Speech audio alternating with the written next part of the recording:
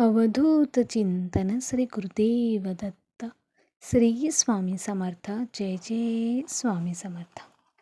बाळा, तुला नेहमी वाटते की हा त्रास कधीपर्यंत सहन करायचा आणि तुझ्या आयुष्यातला दुःखाचा काळ कधी संपणार आहे.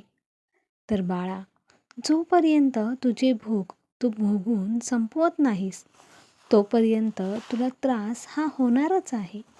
परंतु जर आमच्या सेवेत आमच्या नामात असशील तर हा त्रास सहन करण्याची शक्ती नक्कीच आम्ही तुला देऊ शकतो. बाळा, एक मेंढक असतो. त्याला एका पाण्याने भरलेल्या पातेल्यात ठेवले जाते. तो आरामात त्या पाण्यात राहतो.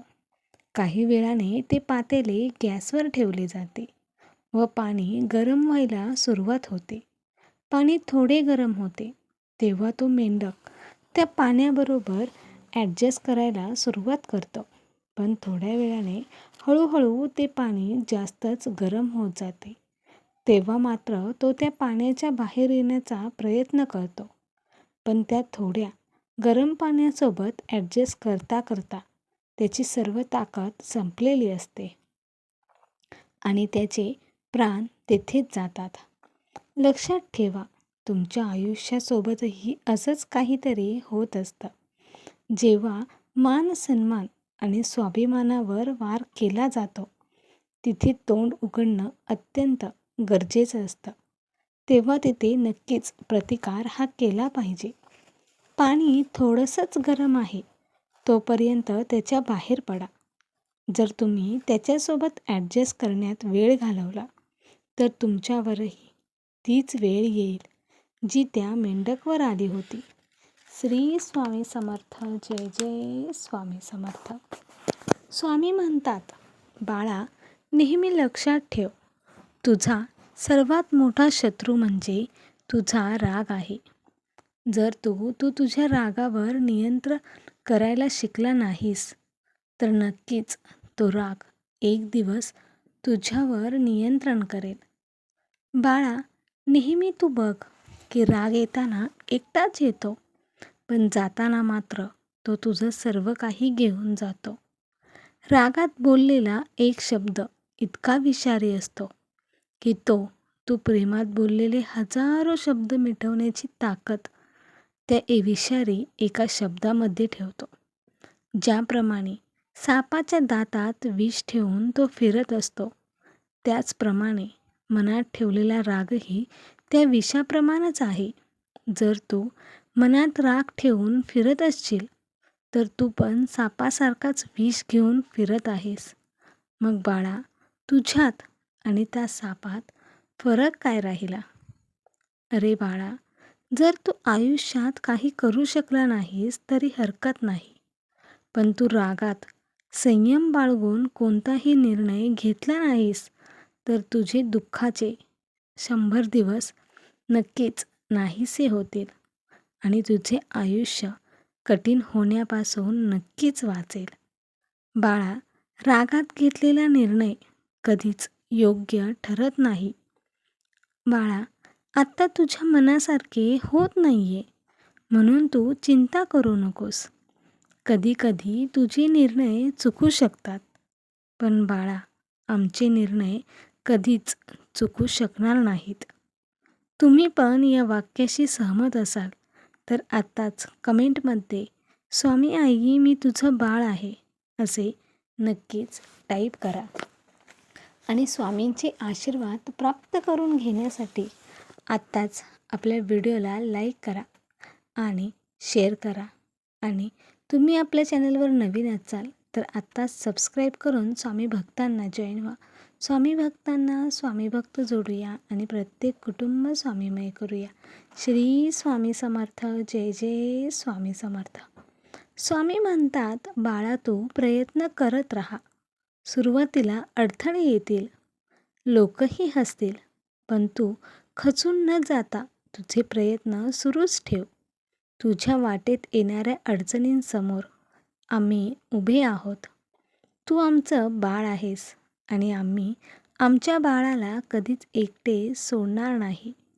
भिवू नकोस, मी तुझ्या पाठीशी आहे. या वचनावर निशंक होऊन विश्वास ठेव. बाळा, तू आमचे नाम घेतोस, तू आम्हाला ओळखतोस देखील. पण त्याआधी तू हा विचार केलास का की तू स्वतःला ओळखले आहेस का?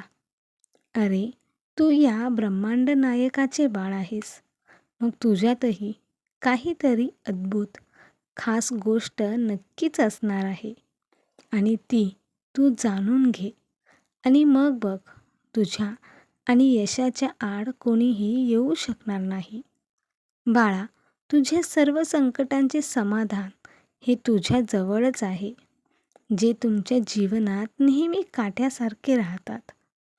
परंतु जोपर्यंत तू स्वतःला ओळखू शकत नाहीस, जोपर्यंत तू स्वतःला ओळखू शकत नाहीस, तोपर्यंत तू तुझ्या आयुष्यात पुढे जाऊ शकणार नाहीस. बाळा, परिस्थिती आणि माणसे ही वेळेनुसार बदलत राहतात, परंतु तुझ्या कृती मात्र नेहमी सारख्याच राहतात. जर तुझे कर्म वाईट असेल तर मात्र त्याचे फळ तुला वाईटच मिळेल, आणि जर तुझे कर्म चांगले असतील तर नक्कीच त्याचे फळ तुला चांगलेच मिळणार आहे. विश्वास ठेव, आम्ही तुझ्या सोबतच आहोत. बाळा, कमळ हे नेहमी चिखलात उमलते, म्हणून त्याची सुंदरता किंवा त्याचे महत्त्व कमी होत नाही. तसेच तुझ्या आजूबाजूचे नकारात्मक वातावरण आणि नकारात्मक लोक म्हणजेच चिखल आहेत, आणि त्या चिखलामध्ये तुला कमळासारखे फुलायचे आहे.